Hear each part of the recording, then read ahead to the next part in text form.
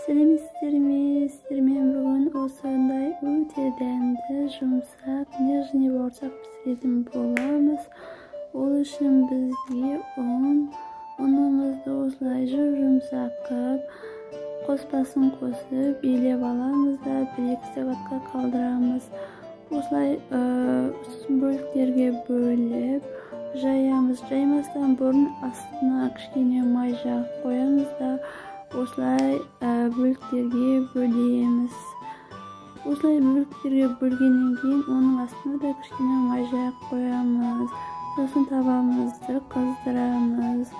Осылай қызып тұрған табамызға бауырсақтарымызды салып, осылай қып-қызыл бауырсақтарымызды пісіре аламыз.